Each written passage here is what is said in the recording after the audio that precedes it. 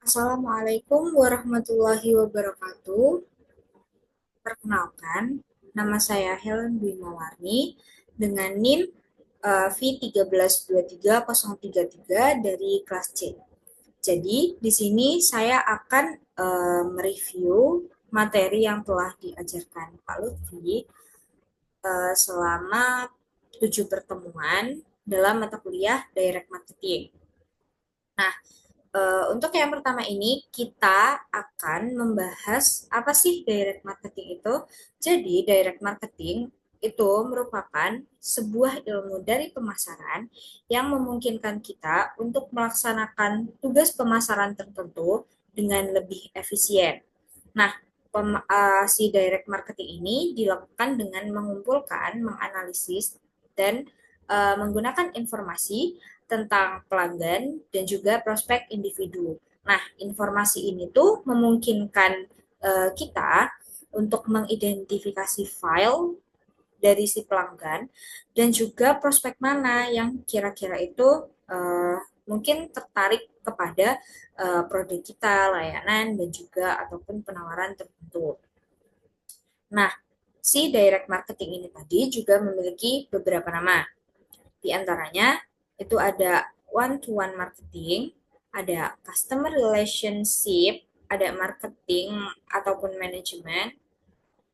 Nah, terus ada juga loyalty marketing. Nah, jadi apakah dengan melakukan si direct marketing itu akan mengganggu privasi? Nah, jadi kan ada istilah yang namanya opt-in. Nah, biasanya itu seseorang itu bisa memilih dia itu mau menerima informasi ataupun tidak. Nah, terus yang selanjutnya, where does digital marketing fit into marketing? Jadi, marketing itu proses memahami dan juga mengidentifikasi dari si konsumen tersebut. Secara presisi, kita itu bisa mengkomunikasikan dengan menghemat biaya dan juga mengarahkan ke individunya langsung.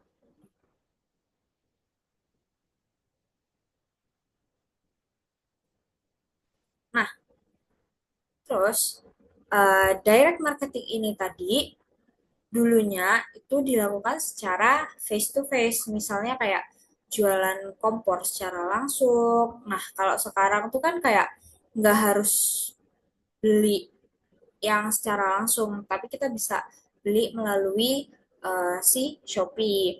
Tapi kalau misalnya kita itu sering beli barang yang fashion, itu biasanya tuh aplikasi bakalan sering ngasih notifikasi, misalnya kayak email marketing ataupun push notif ataupun dari WhatsApp atau misalnya yang push notif itu tadi itu dari website.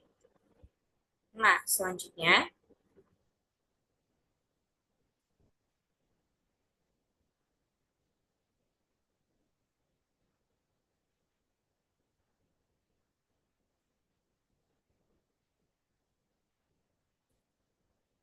nah, yang selanjutnya ini ada kecocokan direct marketing. Nah, ini tuh ada win-win solution. Yang pertama itu aplikasi Shopee itu merekomendasikan promo yang diinginkan oleh konsumennya. Dan juga biasanya itu mengumpulkan data-data dari si konsumen ini tadi, kayak sehingga kita tuh bisa tahu gitu apa yang dimau sama konsumen. Terus kita juga bisa mengkomunikasikan solusinya, terus efisiensi yang digunakan itu gimana. Contohnya kayak si iklan baliho itu kan ataupun yang billboard itu kan bisa membuang-buang waktu. Nah, yang selanjutnya itu juga ada email. Email ini kan digunakan buat banyak hal ya, dan juga kan tanpa biaya. Terus yang selanjutnya itu ada RFM atau metode segmentasi pelanggan. RFM itu kepanjangannya referensi monitoring frekuensi. Nah, yang selanjutnya ada cluster analogis dari individual. Jadi, ini tuh berkelompok berdasarkan behavior. Nah, why is direct marketing growing? Yang pertama itu ada choice ataupun pilihan. Yang kedua itu ada more information available. Yang ketiga itu ada greater pressure on customer budget.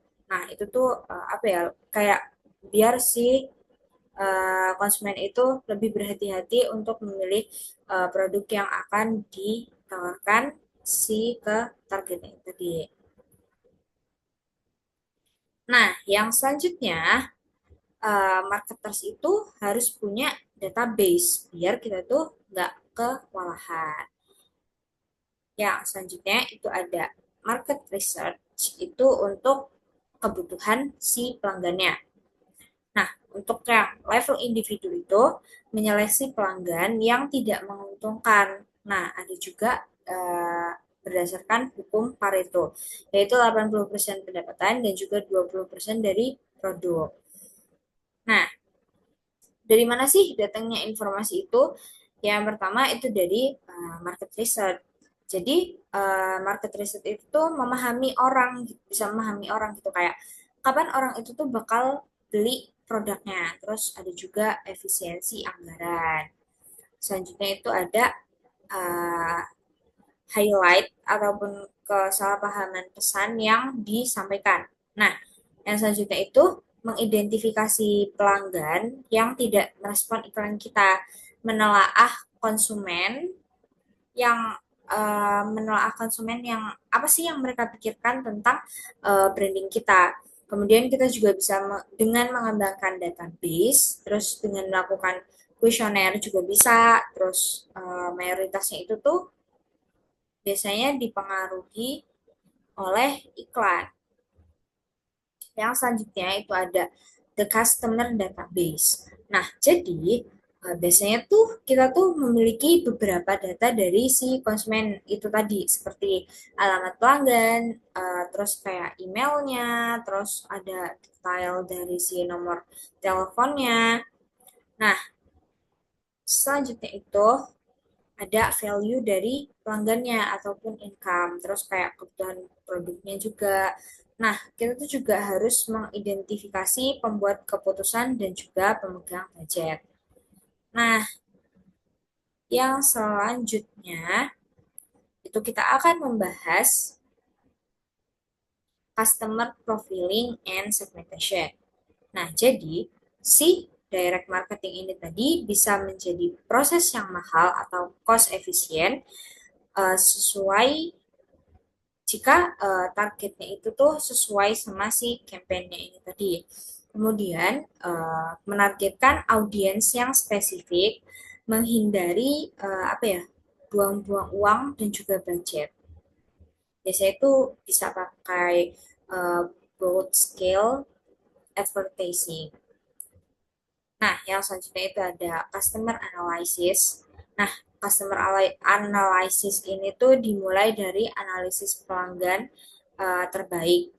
Biasanya itu dari 80% pendapatan dan juga dipastikan itu 20% pelanggan yang ada. Nah, yang selanjutnya itu ada fungsi dari si direct marketing. Nah, jadi fungsi dari direct marketing itu tuh kita tuh harus bisa menganalisis siapa sih dari 20% pelanggan yang kita beli itu tadi. Nah, yang selanjutnya itu ada the marketing communication plan.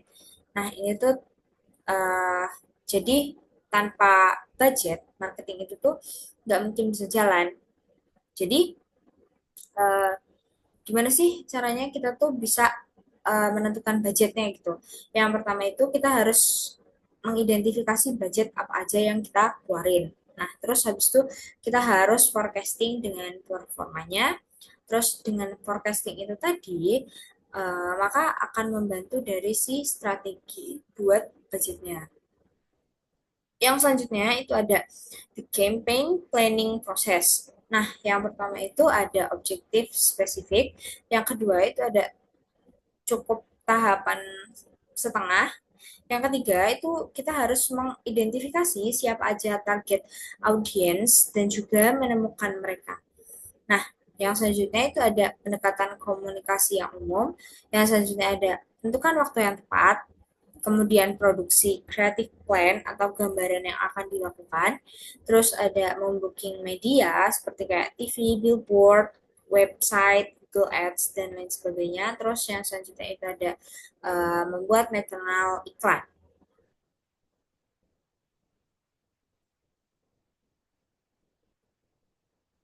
Yang selanjutnya itu ada spesifikasi dari objektif itu tadi. Nah, ini tuh mendorong pertanyaan uh, dari si konsumennya. Nah, juga um, mengkonversi penanyanya, kemudian membujuk para pelanggannya yang lama dan juga biar si pelanggan yang lama ini tuh bisa membeli lagi produk kita. Nah, oke, yang selanjutnya di sini kita itu akan membahas tentang gimana sih caranya memastikan bahwa tujuan-tujuannya itu smart. Yang pertama itu spesifik. Jadi kalau misalnya nggak spesifik, kita tuh nggak tahu gitu kapan kita udah mencapai tujuannya. Nah, terus habis itu yang kedua itu ada terukur. Jadi harus ada angka. Kalau cuman jadi kita tuh harus membutuhkan angka. Kita itu nggak cuman membutuhkan kuantitas, tapi juga waktu untuk mencapainya. Yang selanjutnya itu dengan cara dapat dicapai.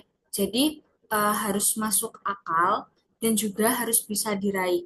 Yang selanjutnya yang keempat itu ada realistis dan yang kelima itu ada waktu ataupun timeline. Jadi kenapa tanpa waktu maka kita itu nggak bisa mengukur tentang kapan si tujuan kita itu tuh bisa tercapai. Nah, terus yang selanjutnya itu kita akan membahas tentang one stage or two. Jadi one stage proses ini cukup mudah. Jadi kita tuh cukup melakukan satu kali pengisian surat ataupun email. Sedangkan kalau two stage marketing itu membujuk pelanggan yang baru untuk uh, menyetujui ataupun dengan melakukan uji coba tanpa kewajiban harus membeli. Yang selanjutnya kita akan membahas tentang brand scale media advertising. Yang pertama itu ada televisi, ada radio, yang kedua itu ada website, ada banner advertisement. Terus yang ketiga itu ada national newspaper ataupun magazine. Yang selanjutnya itu ada specialist publication. Nah, terus yang selanjutnya itu ada target communication. Yang pertama itu ada dari si direct mail, yang kedua itu ada email, yang ketiga itu ada door to door, leaflet distribution, yang keempat ada telepon, yang kelima ada personal visit, yang keenam ada pop up notification. Jadi bisa jadi di sini itu tuh terjadi kombinasi dari seluruh komunikasi sehingga bisa berskala luas dan bisa menjangkau target yang lebih banyak. Yang selanjutnya itu ada decision the best timing. Jadi kita tuh harus bisa meluangkan waktu untuk menentukan waktu yang tepat setiap prospeknya. Terus yang kedua, jika kita mengetahui waktu yang tepat, maka kita tuh bisa mudah melakukan uh, pendekatan secara spesifik. Nah, di dalam pemasaran B2B itu, waktu itu sangat produktif untuk apa untuk pemasaran. Nah, di B2B ini tuh waktu yang tepatnya itu sekitar akhir tahun ketika tersedianya anggaran untuk aktivitas semuanya secara keseluruhan. Nah, pengukuran waktu ini juga bisa menjadi penting di tingkat mikro. Contohnya kita tuh harus tahu gitu, kita tuh menjual makanan tuh di waktu kapan. Misalnya kayak sekarang nih yang lagi viral ada apa mochi atau apa dan lain sebagainya. Seperti itu. Oke, yang selanjutnya di sini kita akan membahas tentang long term. Jadi yang pertama itu dengan mengembangkan dan juga menjalin hubungan dengan customer. Nah, caranya itu yang pertama eh, gimana caranya itu pengusahanya itu tuh melakukan dengan apa? Mereka tuh usahanya dengan cara yang sehat untuk mendapatkan si pendapatan ini tadi. Yang kedua, itu biasanya mereka itu lebih banyak menjalin hubungan tuh dari pelanggan yang lama. Nah, dan juga biasanya mereka itu tuh nggak cuman pakai transaksi aja. Selanjutnya, yang ketiga, itu kita bisa balik lagi ke database. Jadi, kita tuh butuh pendekatan yang beda-beda kan untuk setiap pelanggannya, tergantung dari kebutuhan dan juga keinginannya. Nah, database yang dimiliki itu tuh sangat membantu kita untuk mencari tahu hal tersebut. Yang selanjutnya itu kita akan membahas tentang apa yang membuat konsumen itu bisa loyal. Yang pertama itu tuh attitude-nya itu positif terhadap brand kita. Nah, terus yang kedua itu ada riset pasar dan juga feedback. Yang ketiga itu ada royalty bukan dari one way system. Jadi kita tuh nggak cuma ngandelin dari marketing communication, tapi pelayanannya itu juga harus baik. Terus kayak outcome-nya itu juga harus logis. Terus kita juga harus peduli dan juga solutif terhadap pelanggan. Nah, cara-cara tersebut itu tuh bisa bikin konsumen tuh loyal gitu ke brand kita. Nah, sehingga dan konsumen itu biasanya tuh loyal terhadap brand kita jika kita tuh melakukan diskon atau dan lain sebagainya. Yang selanjutnya itu ada customer faith in relationship. Nah, itu biasanya tuh harganya bagus, kualitasnya itu juga bagus. Terus selanjutnya aksesnya itu biasanya gampang buat ditemuin. Nah, terus juga solusinya itu efektif dan fast respon. Terus komunikasinya itu juga sewajarnya, nggak berlebihan. Terus biasanya mereka juga bisa melakukan riset pasar. Terus yang selanjutnya itu dengan profesional berdialog. Yang selanjutnya itu ada komplain. Nah, komplain ini tuh mengidentifikasi apa yang bisa diperbarui gitu. Nah, ini tuh juga bisa jadi sebagai peluang usaha dan juga komplain ini tuh bisa mengatasi masalah lebih awal. Oke, yang selanjutnya kita akan membahas customer satisfaction survey. Nah, alasan mengapa ini adalah ide yang bagus karena keluhannya itu dapat ditangani pada tingkat yang sangat awal, jauh lebih mudah untuk menyelesaikan masalah kecil daripada masalah yang udah ada. Nah, yang kedua itu penggunaan komunikasi pemasaran dua arah itu memainkan peran penting di dalam membangun dan juga mengukur pandangan pelanggan terhadap hubungan tersebut. Tetapi kenapa sih harus menunggu sampai ada yang mengirimkan survei? Nah, jadi setiap kali kita tuh menghubungi pelanggan, kita memiliki kesempatan untuk mendorong dialog terhadap si pelanggan tersebut. Yang selanjutnya kita akan membahas tentang relationship marketing. Nah, tujuan uh, dari si relationship marketing ini tadi bukan cuman untuk membuat pelanggan berpikir kalau kita itu pemasar yang baik. Nah, tujuan utamanya itu adalah untuk membuat pelanggan kita menghargai hubungan mereka dengan brand kita. Sehingga mereka tuh nggak akan mempertimbangkan dari pemasar yang lain gitu.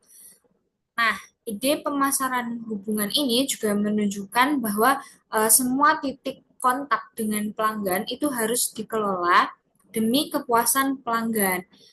Nah, hal ini tuh berarti pemasaran hubungan ini lebih menekankan pada pengelolaan jaringan pemasok yang berdampak pada pelanggan. Yang selanjutnya itu ada customer communication. Nah, jadi customer communication ini ada dua komunikasi pemasaran yang luas. Yang pertama itu ada komunikasi layanan pelanggan atau komunikasi yang membangun hubungan. Yang kedua itu ada komunikasi yang berorientasi kepada penjualan yang dirancang untuk menjual ataupun setidaknya itu untuk memulai proses penjualan dengan menghasilkan prospek. Nah, kadang-kadang dimungkinkan untuk menggabungkan semuanya. Nah, sehingga komunikasi layanan pelanggan ini tadi memberikan kesempatan kepada pelanggan untuk mengirimkan informasi penjualan, meskipun konten penjualannya ini akan sangat soft sleep. Nah, selanjutnya yang kedua itu pesan penjualan itu termasuk ke dalam konten layanan pelanggan. Nah, faktor kunci lain dalam program hubungan ini adalah waktu program layanan pelanggan yang terbaik sehingga mereka itu bisa peka terhadap waktu.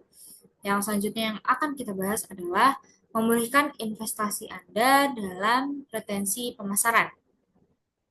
Nah, jadi program retensi ini membutuhkan biaya untuk mengembangkan dan mempertimbangkannya.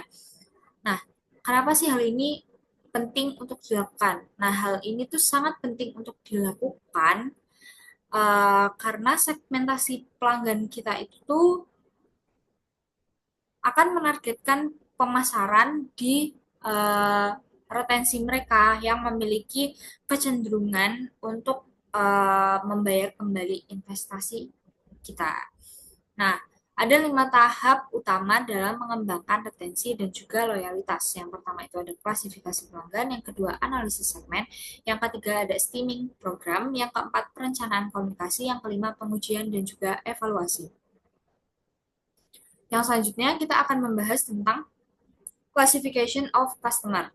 Langkah pertama adalah menyegmentasikan pelanggan kita ke dalam beberapa kategori, kayak misalnya bisnis dan konsumen, terus nilai beli yang tinggi dan juga rendah, persentase dari pengeluaran tahun mereka yang udah kita terima, terus selanjutnya pola pembelian dari si individu tersebut terhadap produk yang tunggal ataupun terhadap produk yang multi tunggal. Terus yang selanjutnya itu ada kinerja pembayaran, yang selanjutnya pelanggan yang sudah tidak aktif lagi, ini tuh dibagi menjadi beberapa kelompok. Misalnya waktu dari pesanan terakhirnya itu kapan. Terus yang terakhir itu ada harta benda. Misal selanjutnya kita akan membahas segmen analisis. Nah, di sini tuh kita akan memperhatikan nilai potensial dari setiap jenis pelanggan. Jadi kita itu harus mempertimbangkan yang pertama profil orang-orang di setiap segmennya, yang kedua kebutuhan dan juga harapan dari pelanggan dan biaya untuk melayani bisnis mereka. Yang selanjutnya itu ada potensi nilai seumur hidup, yang selanjutnya itu ada tingkat pembelian ulang yang diharapkan, dan selanjutnya itu ada biaya akuisisi dan periode pengembalian modal potensial. Yang selanjutnya itu ada program steaming. Nah, idenya itu adalah untuk memvariasikan tingkat investasi kita yang sesuai dengan analisis segmen yang dilakukan tersebut. Nah, kita itu juga harus bisa memvariasikan strategi kita yang sesuai untuk satu segmen yang mungkin sama sekali tidak sesuai untuk segmen lainnya. Yang selanjutnya yang akan kita bahas adalah communication planning. Nah, tujuan kita itu harus berupa program komunikasi yang berkelanjutan, yang berjalan melalui tahapan-tahapan berikut. Yang pertama itu ada welcome, yang kedua ada upsell, terus cross sell, terus pencegahan dormansi, dan kalau ini gagal kita itu bisa melakukan pengaktifan kembali. Yang selanjutnya itu kita akan melakukan pengujian dan juga evaluasi. Nah, kalau misalnya kita itu punya file pelanggan yang cukup banyak, pengujian ini akan menjawab dari banyak pertanyaan. Tapi kalau pengujian ini bisa dilakukan, maka kita juga perlu untuk melakukan riset pemasaran. Tidak semua pelanggan itu bisa dibuat untuk setia. Nah, yang selanjutnya itu ada dua aturan umum untuk membangun loyalitas dari si pelanggan. Yang pertama itu ada mengembangkan dialog. Nah, jadi kuesioner itu bisa mengidentifikasikan kebutuhan saat ini dan juga di masa depan.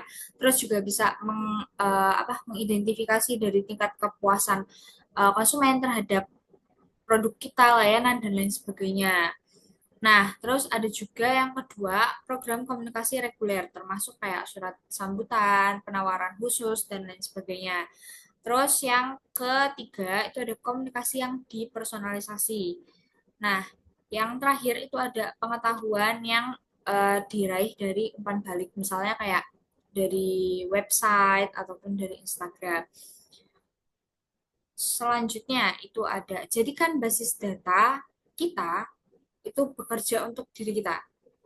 Jadi, basis data ini akan memungkinkan kita untuk mengirimkan komunikasi yang efektif, tepat waktu, dan juga sesuai.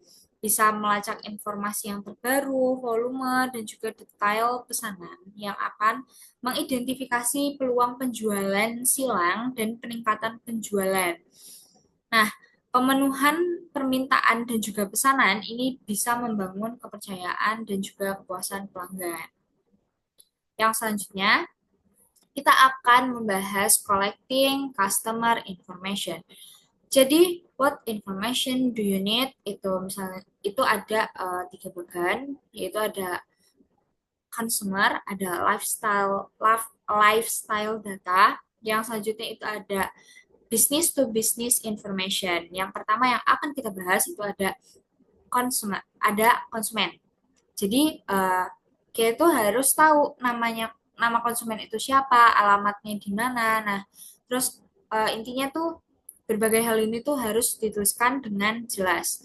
Nah, terus kita juga harus tahu nih informasi transaksi dari si produk apa yang udah mereka beli, terus apa aja yang mereka tanyain, apa yang ditawarin kepada mereka di waktu lalu. Yang selanjutnya uh, itu kita tuh perlu tahu udah berapa lama mereka tuh menjadi pelanggan kita. Maka semakin lama kita memiliki pelanggan, semakin besar peluang kita untuk mempertahankan bisnis kita. Yang selanjutnya itu ada jenis properti.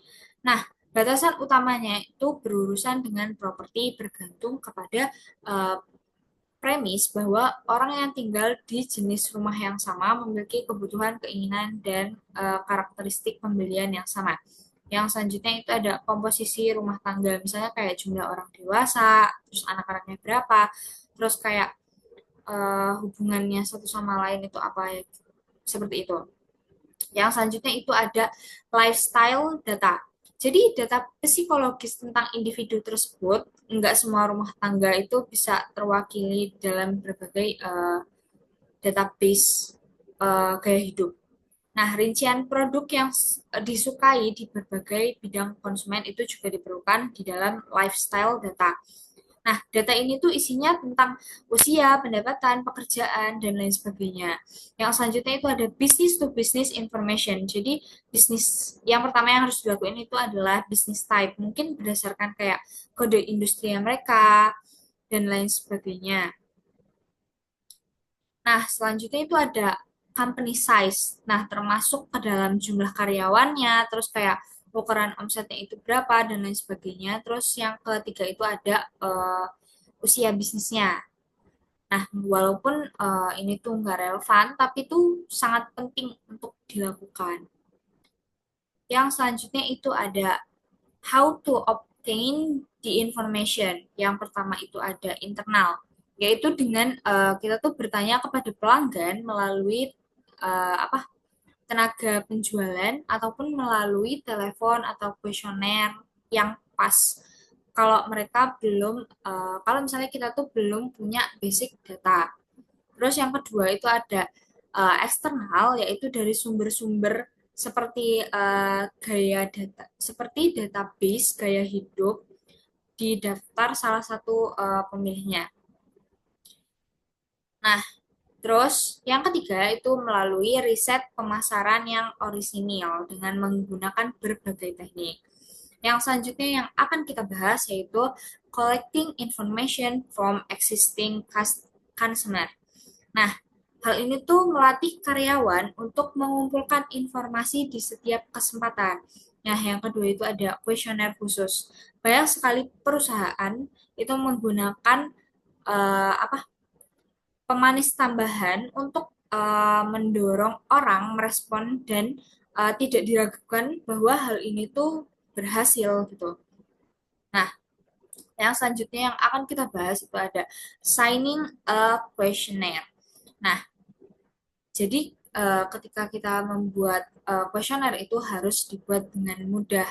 Terus jadi tuh si konsumennya ini tadi tuh bisa paham apa yang kita tanyain gitu. Yang kedua itu kita harus bikin pertanyaan yang emang relevan gitu. Terus yang ketiga itu kita harus menjanjikan tentang sebuah manfaat.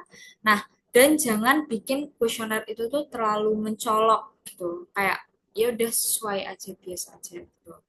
Nah, terus kita tuh juga harus memberikan instruksi yang jelas dan juga kita tuh harus misahin dari bagian yang menonjol kayak misalnya di bagian yang awal itu ada yang bagian perkenalan kita, perkenalan diri kita dari mana dan lain sebagainya. Baru yang kedua itu tentang pertanyaan ataupun yang lain sebagainya. Nah, yang selanjutnya itu ada gathering information through external research. Why we should do it. Jadi untuk mempelajari tentang pelanggan itu tentang kebutuhan, keinginan, dan juga pola pembelian mereka. Nah, selanjutnya itu kita tuh mengelompokkan pelanggan berdasarkan tipologi, misalnya kayak terorganisir ataupun tidak terorganisir, selera yang canggih ataupun yang tidak canggih, terus lebih kaya, lebih ya yang lain sebagainya. Nah, untuk mengukur sikap terhadap perusahaan dan produknya itu risetnya bisa dilakukan uh, untuk membantu di dalam mengukur hal-hal di luar data. Nah, yang selanjutnya itu untuk mengetahui posisi yang telah kita capai di pasar. Yang selanjutnya itu untuk mengidentifikasi prospek, yaitu orang ataupun perusahaan yang memiliki kebutuhan ataupun keinginan ataupun kecenderungan yang sama. Yang selanjutnya itu untuk memahami proses pembelian dan juga pengambilan keputusan. Nah, yang selanjutnya lagi itu untuk mengetahui tren di pasar, memantau para pesaing dan aktivitas pemasaran untuk menyempurnakan komunikasi serta untuk mengukur efektivitas kegiatan. Yang selanjutnya yang akan kita bahas itu ada DEX Research. Jadi penelitian kepustakaan atau sekunder ini merupakan penelitian yang sudah tersedia. Jadi kita tuh perlu nyari dan juga membaca. Nah, biasanya itu beberapa tuh ada yang tersedia secara gratis, tapi ada juga yang tersedianya itu secara berbayar. Nah, yang selanjutnya yang akan kita bahas itu ada industri statistik. Nah, jadi asosiasi perdagangan ini sering membuat analisis pasar tingkat tinggi secara berkala. Nah, laporan pialang saham itu juga bisa sangat berguna. Terus perusahaan independen ini membuat analisis tahunan untuk berbagai sektor industri. Nah, berbagai perusahaan riset pasar seperti Mintel, Market Assessment, dan Keynote, dan lain sebagainya lah, ini tuh menghasilkan laporan tahunan tentang berbagai sektor industri. Ya, yang selanjutnya ini kita akan membahas public domain data. Selain laporan perusahaan dan juga sektor industri ada banyak informasi umum yang tersedia dari pemerintah dan sebagian besar informasinya ini gratis atau dengan harga yang terjangkau. Nah, Kantor Statistik Nasional ini menerbitkan katalog dari semua publikasinya. Nah, hal ini tuh termasuk ke survei pengeluaran keluarga, terus survei rumah tangga umum, survei pangan nasional, dan lain sebagainya. Yang selanjutnya kita akan membahas Companies House Record. Nah, saat kita mencari tahu informasi tentang bisnis, Companies House itu sumber yang paling bagus, tetapi catatannya itu berisi data mentah sederhana yang emang nggak selalu dipakai sama pengguna gitu. Nah, perusahaan komersil seperti Dun and Bradstreet, terus Market Location, dan eh, lainnya itu menawarkan data yang sama di dalam format yang lebih disesuaikan. Yang selanjutnya itu kita akan membahas tentang original research. Jadi penelitian original itu penelitian yang dapat kita lakuin sendiri. Nah, penelitian ini tuh ada dua klasifikasi, yaitu yang besar, kuantitatif, dan juga kualitatif.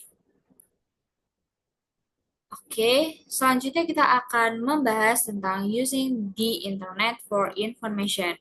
Sebagian besar sumber data sekunder dan statistik pemerintah hingga layanan perusahaan komersil itu tersedia secara online dan dapat diakses dari jarak yang jauh. Nah, bisnis online ini tuh punya keuntungan nyata di dalam mengumpulkan informasi pelanggan karena penggunaan cookie atau perangkat yang memungkinkan penyedia situs ataupun mesin itu mengenali browsernya. Nah, hal ini tuh memungkinkan kita untuk melacak kemajuan pembeli melalui situs web. Nah, selanjutnya itu mereka juga bisa menggunakan survei online untuk mengukur banyak hal, termasuk kepuasan pelanggan terhadap situs dan lain sebagainya.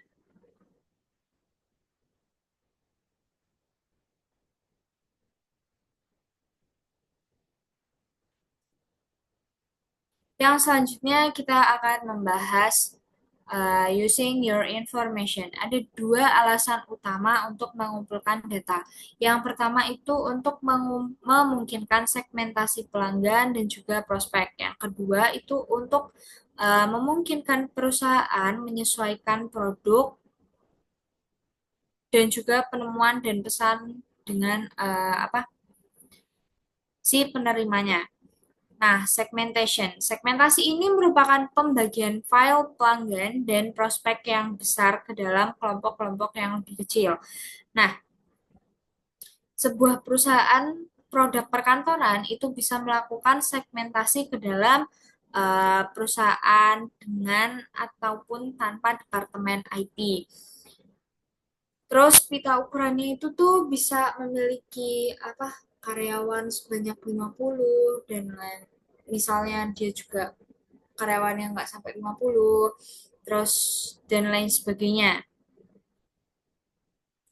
Nah, pelanggan dengan prospek itu, nah sorry, jadi pelanggan dan prospek itu bisa dibagi menjadi beberapa segmen seperti lokasi, terus pemilik atau penghuni rumah yang besar, terus orang yang menyewa properti, dan lain sebagainya.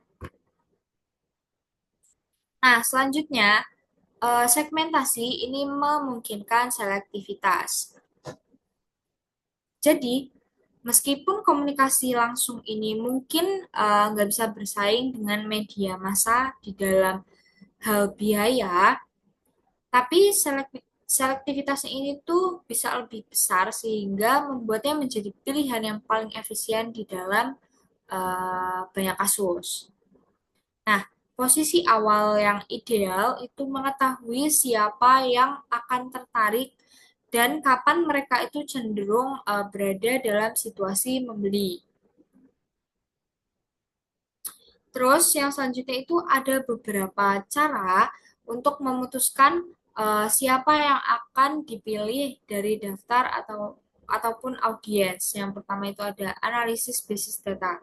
Nah, tentunya kalau kita punya informasi individual yang terperinci tentang setiap prospeknya, ini adalah cara terbaik untuk memilih. Yang kedua itu ada mengidentifikasi keseluruhan kumpulan prospek untuk produk tertentu. Terus yang selanjutnya memilih mereka yang harus berada di pasar selama eh, minggu ataupun bulan tertentu. Terus yang selanjutnya itu ada memperhitungkan data tambahan tentang metode pembelian mereka. Yang selanjutnya itu ada merancang penawaran yang menarik sesuai dengan keadaan mereka. Yang selanjutnya ada menyusun profil pelanggan yang terbaik. Nah, yang selanjutnya kita itu akan membahas tentang profiling faktor. Jadi, profil bisnis ini tuh bisa berhubungan dengan ukuran perusahaan, jumlah karyawannya, omset tahunan, lokasi geografis, terus akhir tahun keuangannya itu gimana, dan lain sebagainya. Demikian pula dengan profil konsumen itu dapat berhubungan dengan uh, komposisi rumah tangganya, misalnya kayak punya anak atau nggak punya anak.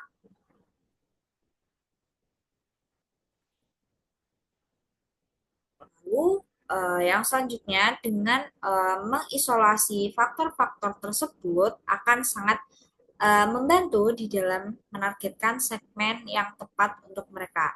Yang selanjutnya itu ada types and source of external data. Jadi ada dua jenis data prospek eksternal yang luas. Yang pertama itu ada data demografis, yaitu informasi dasar tentang properti dan juga penghuninya. Terus yang selanjutnya itu ada data psikografis ataupun gaya hidupnya. Terutama kayak apa aja sih kesukaannya, terus kebutuhannya itu apa. Nah, terus selanjutnya kita akan membahas tentang leader of loyalty. Yang pertama itu ada advocate, ada pelanggan, terus ada mempertimbangkan, ada prospek, dan juga ada tersangka.